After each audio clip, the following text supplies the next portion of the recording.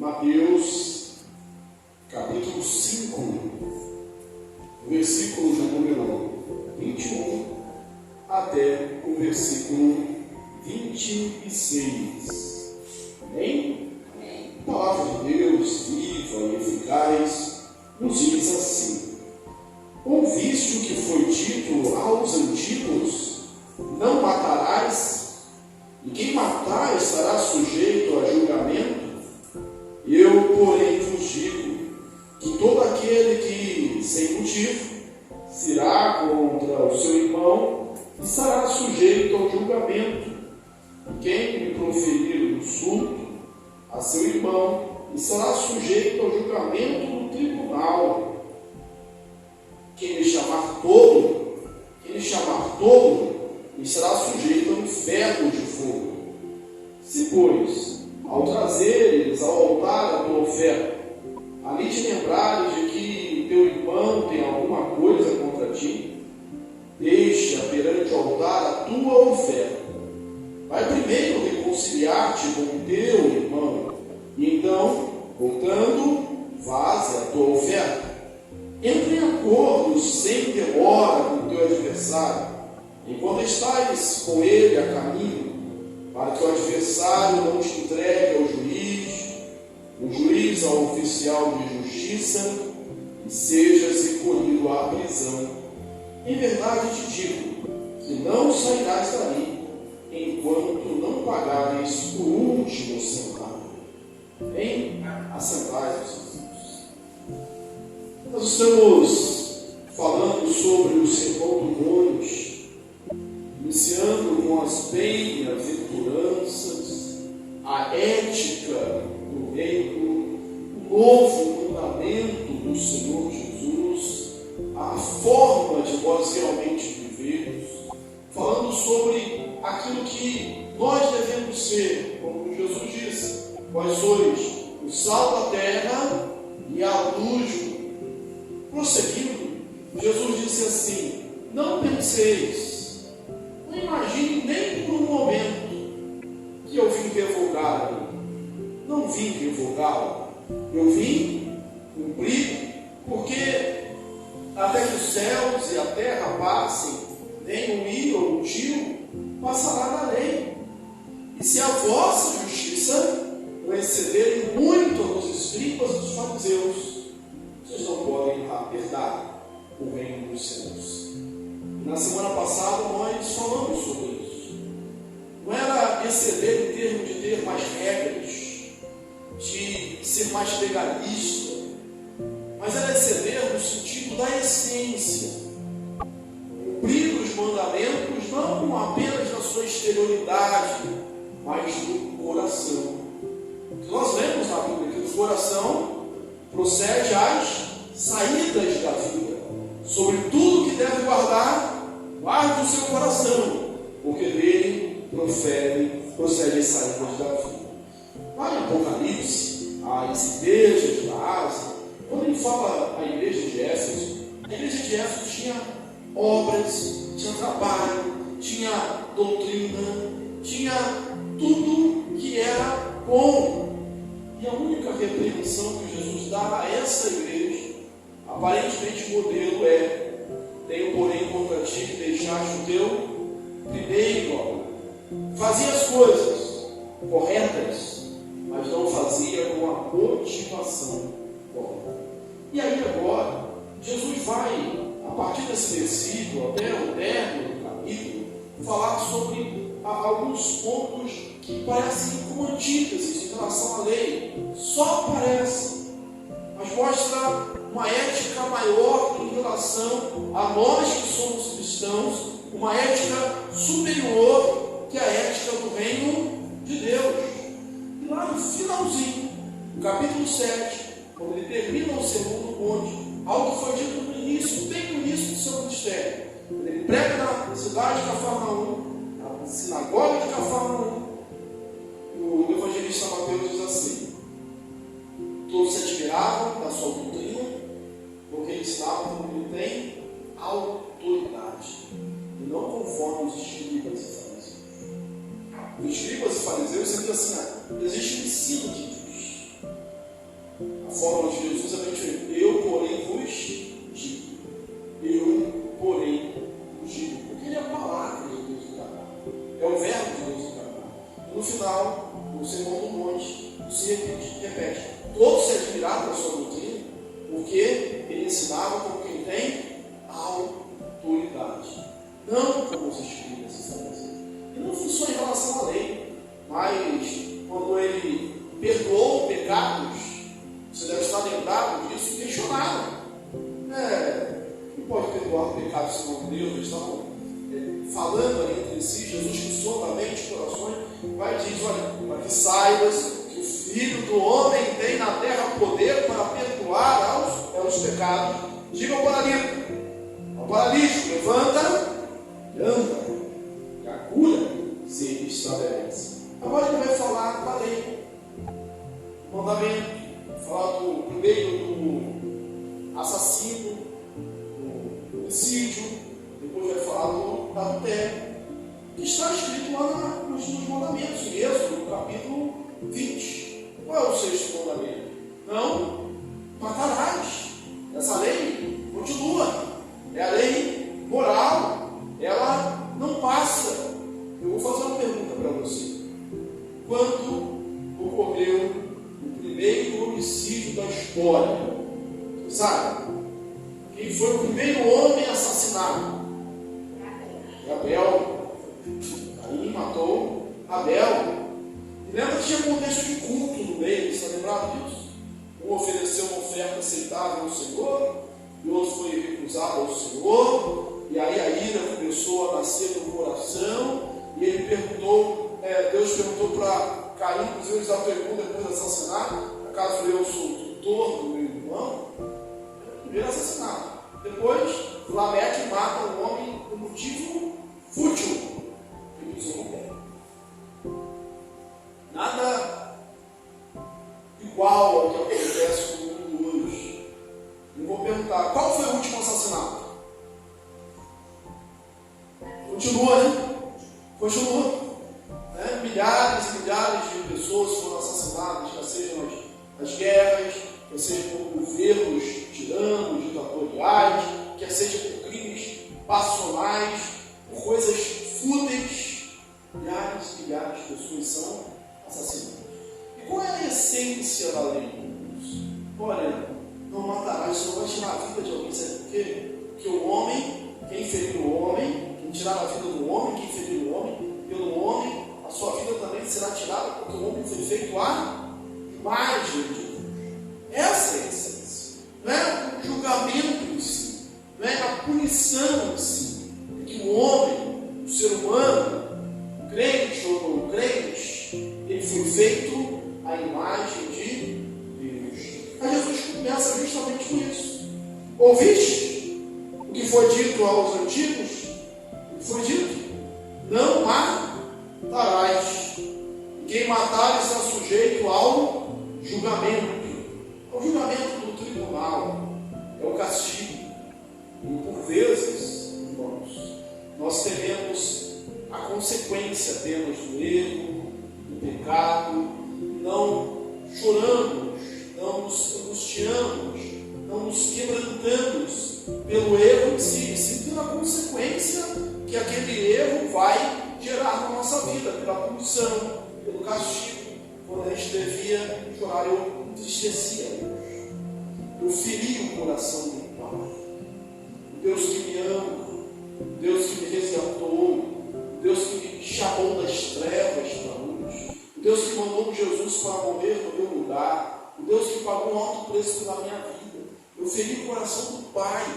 Essa deveria ser a nossa tristeza. E não somente, tão somente, pela consequência. E ele diz: quem matar será sujeito ao julgamento. Eu, porém, vos digo: todo aquele que sem motivo se irá contra o seu irmão está sujeito ao julgamento. Preste bem atenção. Todo aquele que se irá sem motivo contra o seu irmão. Agora, olha bem na sua Bíblia aí. Todo aquele que se irá sem motivo. Como está aí sem motivo escrito? Está entre o quê? Esqueceu o nomezinho do sinal aí? colchetes, nem parentes, colchetes. Colchetes. Quando aparece assim na Bíblia, no meu editor coloca esse tipo de sinal, é porque essa expressão não aparece nos melhores manuscritos, nos melhores textos originais. Então, se a gente fosse ler conforme o texto original, porque essa palavra sem motivo não aparece, mas sem motivo é mais fácil, né? A gente fala assim, não, eu tenho motivo, peraí, eu virei, mas tá bem, eu tenho motivo para virar. Todo aquele que se irá contra o seu irmão. Todo aquele que se irá contra o seu irmão está sujeito ao julgamento, ou seja, você já o matou, você já o assassinou. Não basta não matar, porque se eu perguntasse aqui quem aqui já matou alguém, eu acredito que ninguém aqui tenha matado alguém, seria muito tranquilo. Agora, se eu perguntar quem aqui já se irou contra alguém, aí a situação vai ficar um pouco mais complicada. Não basta não matar, é não sentir a vontade, a ira, o desejo, porque por vezes isso acontece que nós somos pecadores. Você não quer mais ter relacionamentos, então que melhor. Você não fala, mas lá bem que podia, né? Bem que podia o avião cair, bem que podia explodir, bem que podia. É um desejo. Não só bater, é não desejar bater. Você talvez não tenha batido em alguém hoje, mas que deu vontade, deu. Se eu pudesse. Não bati porque era maior que eu, né? Se fosse menor do meu tamanho, talvez eu tivesse feito isso. Né? Eu não bati porque tinha consequências, né? Podia ser preso por lesão corporal ou alguma coisa assim. Não é só não fazer, é não ter o desejo. A sociedade trata isso de uma maneira superficial. Toda vez que a gente vê um assassinato, por exemplo, o que vai se dizer? É porque esse assassino, ele não teve escola, não teve educação. Como quem tem escola nunca matasse ninguém. É porque faltou esporte. Está faltando esporte. Está faltando algo para entretenimento ali, para formar. Como quem praticasse esporte e não matasse. Alguns anos atrás, aqui no Rio de Janeiro, você deve lembrar, teve um goleiro famoso do Flamengo, que foi condenado por isso, e até hoje não acharam o corpo. O homem estava no auge da sua carreira. Faltou esporte para ele? Faltou esporte. É porque está faltando emprego. É porque está faltando políticas públicas. Todas essas coisas são importantes. A educação, a formação familiar, a escola, o esporte, o lazer, o emprego, uma estrutura social que nos serve. Mas isso, irmãos, é só a superfície do problema. É isso que Jesus está dizendo. O problema está lá dentro. Está na ira. Onde isso começa? Isso começa na ira. E aí a Bíblia vai dizer: irai-vos não pequeis, não se ponha o sol sobre a vossa ira. O salmista no Antigo Testamento vai dizer assim: olha, deixa a ira, abandona o furor, não te impacientes, certamente isso acabará mal, não deixa, para enquanto é tempo. Tiago vai dizer: olha, a ira dos homens não produz ou não promove a justiça de Deus.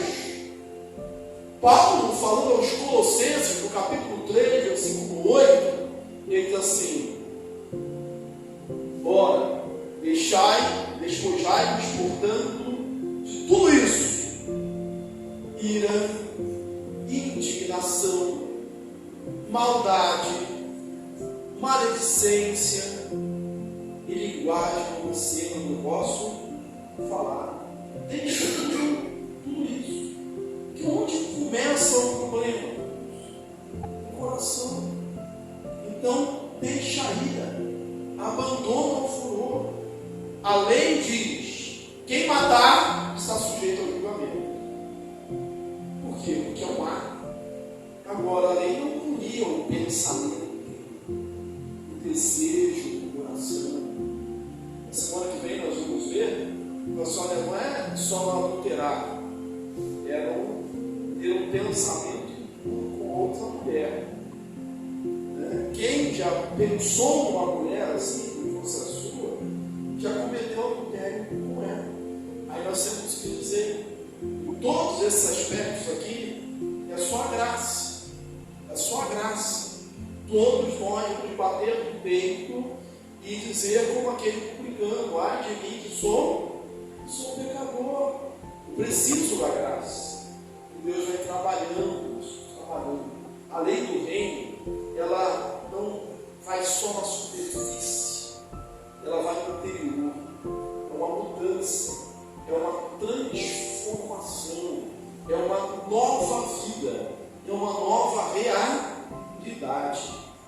Então, todo aquele que se ira contra o seu irmão já está sujeito ao julgamento, ao tribunal.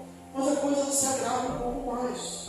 Não é só a questão do matar, é a questão da língua também. Jesus vem em Siraque, livro do Eclesiástico, livro do Apócrifo, e vai dizer assim, mais ou menos assim: chicote, ele quebranta, açoite com chicote, quebranta ou quebra, fere a pele, mas o açoite com língua quebra os ossos. Com o braço, a gente pode ferir quem está perto, mas com a língua, a gente fere quem está a milhares de quilômetros. Então, cuidado com a língua. Cuidado com a língua. Por isso que a gente deve guardar a nossa língua, porque a boca fala. Onde está o problema? Daquilo que está cheio no coração. E aí não cabe dizer escapuliu. Escapuliu porque estava lá dentro. Ah, foi só de brincadeira, foi só um momento. Aliás, a ira, na verdade, é isso. A ira é um rompante, é um momento de loucura. Platão, o filósofo, ele vai definir a alma humana mais ou menos assim: que é um carro puxado por dois cavalos. Um dócil, amável, domesticado, obediente. O outro, domado, rebelde, que não obedece o comando das rédeas. E aí é difícil de conduzir o carro. Ele chama o cavalo domesticado de razão, e aquele cavalo não domesticado de paixão. E a paixão está sempre querendo pôr a sua vontade à razão. Aquele momento, um instante que os nossos nervos vão ao fundo da pele e a gente faz as coisas e depois se arrepende. Então, cuidado do coração. Mas vem aqui a língua, né? Todo aquele, quem chamar o seu irmão de tolo, estará sujeito ao inferno de fogo. Tolo. Algumas versões nem traduz a palavra original para essa expressão raca. E um comentarista que eu li estava dizendo assim, que essa palavra é tão difícil de traduzir, porque a tradução dela depende o significado dela depende também da entonação como se fala, com a intensidade que se dá na fala. Então, escrita é difícil traduzir para o nosso idioma, mas é melhor para o tolo, insensato, falta de senso, burro, lento, lerdo, tudo isso. Homem, mulher do inferno, descrentes, tudo isso está aqui nessa ofensa. Se você ofender o seu irmão, você está sujeito ao inferno de fogo. Olha a gradação. Não dá para a gente acompanhar humanamente. Isso surpreende não só pela autoridade que Jesus coloca, mas para elevar um padrão moral e ético. A nova maneira de viver que ele propõe, que é próprio do cristão, que é próprio do servo de Deus, aquele que tem o Espírito Santo. Por quê? Aquele que se ira, ele está sujeito ao tribunal. Assassino, aquele que se ira. Mas aquele que fala uma palavra ofensiva contra o seu irmão, está sujeito a quê? Ao inferno de fogo. Parece que a palavra mal empregada, a palavra maldita, literalmente, ela é tão ou mais severa do que a própria ira, do que o próprio assassinato. Então, é necessário que se pense, se guarde os lábios. O salmista já dizia isso. Põe guarda, Senhor, a porta dos meus lábios, para eu não pecar contra ti. Põe guarda a porta dos meus lábios. A vossa palavra seja sempre boa, temperada com sal, para que saibais como responder a todos, a qualquer um. Não é só como responder ao patrão que pode mandar embora, ou responder que tem autoridade comigo, contra mim, mas é qualquer um. Com os meus iguais, com os meus pares, com aqueles que são abaixo de mim, é necessário que a palavra seja sempre temperada com o sal. E aí tem que dizer, não consigo, é meu temperamento. Depende, né? O temperamento, às vezes, ele fica quietinho quando vê uma situação difícil, né? É fácil explodir perto daquele que não pode se definir. Mas, quando é igual o sujeito que bate em mulher, né? Ele bate na esposa, bate na mulher. Ele sabe, mas eu não consigo dar uma ira. Mas ele não faz isso com o sujeito 2 metros na rua. Ele não fica irado dessa forma. É necessário quebrantamento, é necessário postura, é necessário controle, domínio próprio, é necessário conversão, é necessário mudança de vida. Olha como você fala com o seu irmão, olha como você fala com o seu próximo, olha como você se refere a ele. Nós começamos falando do primeiro assassinato da Bíblia. Eu falei que tinha um contexto com o culto, com a oferta. Eu sou assim, ele representando a oferta do Senhor. Abel foi aceitado, porque ele recebeu bem, e Caim foi recusado. E aí, versículo 23, eu acredito que nós citamos, inclusive, esse versículo aqui durante a escola dominical hoje, diz assim: se, pois, ao trazeres ao altar com oferta, e ali te lembrares de que teu irmão tem alguma coisa contra ti, deixa perante o altar a tua oferta, vai, reconcilia-te primeiro com teu irmão, então voltando, traze a tua oferta. Irmãos, culto, e quando estudamos, pregamos aqui sobre Isaías, logo no início do capítulo 1 mesmo de Isaías, ele vai falar assim: os vossos cultos, os vossos sábados, as vossas luas novas, eu os aborreço. Culto, as cerimônias eram aborrecidas por Deus. E Deus diz a razão. Você lembra qual é?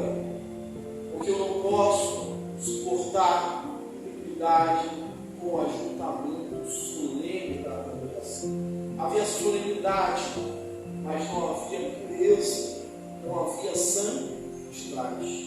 Em relação à oração, a Bíblia fala para o marido, lá em Pedro, tratar bem a sua esposa, com a parte mais frágil, de cuidar com honra. E diz no finalzinho: para que não, porque enquanto você não fizer isso, eu não ouço as suas orações. Não adianta orar e com fervor, tremer a voz, chorar, se o relacionamento familiar dentro de casa não está bem. As orações são interrompidas, diz a palavra de Deus. Então a oferta, você vem prestar o seu culto, e a gente hoje não, a oferta que a gente presta é o nosso culto a Deus, é a oferta de lábios que confessam o nome do Senhor, é o sacrifício vivo, é o nosso culto racional, conforme Romanos 12, onde vem prestar o nosso culto, a gente deve lembrar, eu tenho uma coisa para o meu irmão, eu preciso me reconciliar com ele, eu preciso pedir perdão, eu preciso buscar a paz, mesmo que seja ele o provocador de tudo isso.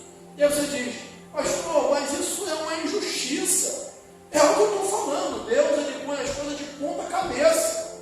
Dentro das bem-aventuranças, bem-aventurados humildes de espírito, bem-aventurados que choram, bem-aventurados mansos, bem-aventurados misericordiosos, é realmente uma ética muito superior. Não é para o homem natural. Mas eu acho que nós não somos mais um homem natural. Nós somos um homem lavado e remido pelo sangue de Jesus. Ainda que haja essa luta, e essa luta continua, conforme diz Paulo, Paulo diz: o bem que quero fazer, esse não faço, esse mal que eu não quero, essa uma luta dentro de mim, maldito homem que eu sou. Mas não é porque essa luta existe, é que nós vamos baixar o padrão. O padrão não é só externo, o padrão é o padrão do coração. E para enfatizar mais isso, no término do sermão, Jesus ia falar assim: sejam perfeitos, como perfeito é o vosso Pai Celeste. E aí o texto vai continuar aqui. Se você tiver problema, tire, entra em acordo com o teu adversário enquanto está a caminho, para que não te entregue ao juiz, o juiz ao oficial de justiça, e seja recolhido à prisão. E lá te digo: não saiais ali, até pagares o último centavo. Bem, irmãos, o que a gente vê hoje numa era de direitos, e mais uma vez, eu repito, não estou falando contra o direito, contra os nossos direitos, são coisas boas, mas às vezes é necessário sofrer o dano. Essa é a expressão bíblica. É o amor, é aquele que sofre o dano. E realmente, às vezes, sofre o dano em prol do Evangelho. E aí a gente tem, qualquer coisa eu tenho a justiça. A justiça. E a justiça. E a justiça. Entra em acordo. Porque você já deve ter ouvido, eu ouvi várias vezes, que cabeça de juiz ninguém conhece. É aquela história que a justiça é cega. Eu não sei quantos acreditam nisso ainda. Não é bem assim. Às vezes tem todos os caminhos para ganhar uma causa e você perde essa causa. Você perde. Eu falo assim: é melhor um acordo. O relacionamento, o bem-estar é o pacificador. Busque a paz, na medida do possível, tem de paz com todos os homens. Que esse seja o último recurso, e não aquela postura de alguém irascível. Tem gente que até torce para ter um problema para procurar a justiça. Não. Entra em acordo. É melhor do que quebrar a comunhão, do que ter aquela guerra dentro de você. A ética também é uma ética superior. Mas não é porque é superior, porque é algo difícil aos nossos olhos humanos, nós vamos dizer que essa não é a palavra de Deus, que essa não é a vontade de Deus. Por que nós às vezes consideramos? Quem pode ser que não consiga? Porque nós somos pecadores, precisamos da graça de Deus. E quando a gente reconhece o pecador, o que a gente faz? A gente ora, a gente se quebranta, a gente se arrepende, e a gente pede graça a Deus para que Ele possa nos mudar, nos fazer crescer dia a dia. E sabe qual é o nosso limite? Sabe qual é o nosso padrão? Até atingir a estatura de varão perfeito, a estatura, a medida de Jesus. Que nunca falou algo contra o irmão, que nunca maldisse alguém, um momento de ira. E é necessário também quebrantamento, arrependimento. E de Deus, me ajuda nessa área da minha vida. Põe, guarda a porta dos meus lábios. Faz-me fazer o bem. Faz-me fazer o bem. Quero ver um bom teste para isso. Lembra daquela pessoa? Você precisa com muita raiva. Pensa nisso. Você tem algum probleminha com ela? Fala assim, eu vou orar só por essa pessoa que Deus abençoa. Deus faz prosperar. Deus manda todas as suas bênçãos. Eu lembrei de uma situação, desses videozinhos, né? Parece na internet. Então, a gente tinha uma mãe orando para a criança, Papai do céu, abençoa, abençoa fulano, ciclano. Aí quando chegava uma pessoa, abençoa fulano, e falava, não, Papai do céu, fulano não, a criança falava. Aí a mãe orava e voltava naquela pessoa e falava, sabe que eu vou falar que eu sou, Deus guarda ela, muda assim, Deus. Aí a criança, não, Papai do céu, não, muda, Papai do céu, não, Papai do céu. Ela ficava, pensava quietinha, não falava assim, Deus falava, não, engraçado, mas muitas vezes a gente parece com essa criança. Muitas vezes a gente parece com essa criança. Então faz essa teste aí. Ore por alguém, orar por quem você gosta é fácil. Tenta orar aí por alguém que você não gosta. Afinal de contas, esse é o princípio da palavra de Deus, né? Orai por aqueles que vos recebem. É o princípio da palavra de Deus. Que Deus nos abençoe ricamente, a gente possa crescer dessa forma, dessa maneira.